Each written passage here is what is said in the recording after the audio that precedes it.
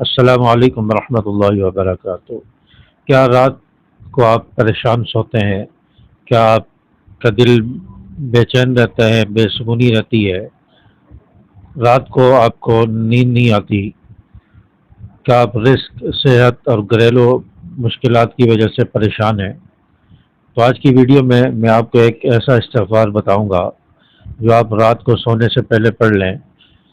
تو انشاءاللہ اللہ تعالیٰ آپ کی زندگی کو بدل دیں گے، آپ کے حالات بہتر ہوں گے، آپ کی زندگی میں سکون آئے گا، آپ کی مشکلات، آپ کی پریشانیاں انشاءاللہ دور ہو جائیں گی۔ ویڈیو کو آخر تک دیکھیں، آخر میں ایک عمل بھی بتاؤں گا جو آپ کی زندگی کو پرسکون بنا سکتا ہے۔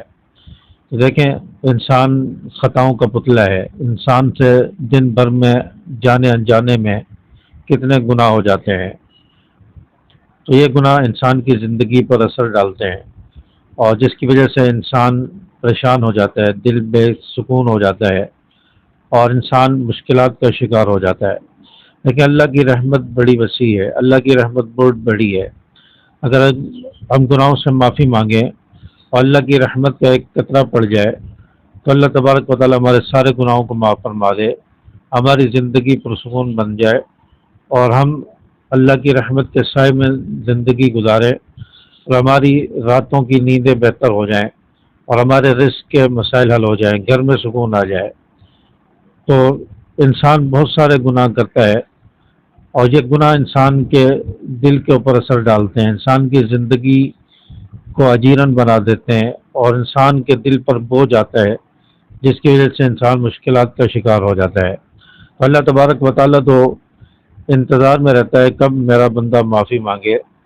تو میں اسے معاف کروں۔ تو جب بندہ اللہ تبارک و تعالیٰ سے معافی مانگتا ہے، اپنے گناہوں سے توبہ کرتا ہے تو اللہ تبارک و تعالیٰ فوراً اس کی معافی کو قبول فرماتا ہے، اس کی توبہ قبول فرماتا ہے، اس کے گناہوں کو معاف فرما دیتا ہے۔ تو اس لیے علماء نے فرمایا ہے کہ رات کو سونے سے پہلے استغفار کو اپنی عادت بنا لیں، اور یہ استغفار جو میں آپ کو بتا رہا ہوں، استغفر اللہ الذی لا الہ الا هو الحی القیوم واتوب الیہ، استغفر اللہ الذی لا الہ الا هو الحی القیوم واتوب الیہ۔ اس کا ترجمہ ہے، میں اللہ تبارک و تعالیٰ سے بخشش مانگتا ہوں، گناہوں کی معافی مانگتا ہوں جس کے سوا کوئی معبود نہیں، اور اللہ تبارک و تعالیٰ وہ ہے کہ جو ہمیشہ زندہ رہے گا، ہمیشہ سے قائم رہے گا، اور اسی کی طرف میں توبہ کرتا ہوں۔ یہ اس کا ترجمہ ہے۔ تو اس استغفار کو اپنی زندگی کا حصہ بنا لیں اور رات کو سونے سے پہلے بستر پر لیٹے لیٹے یا بستر پر بیٹھ کر آپ 100 مرتبہ اس استغفار کو پڑھیں، استغفر اللہ الذی لا الہ الا هو الحی القیوم واتوب الیہ، اسے 100 مرتبہ کم از کم پڑھیں اور پڑھتے پڑھتے آپ سو جائیں تو آپ کی زندگی انشاءاللہ بدل جائے گی، آپ کی رات پرسکون ہو جائے گی،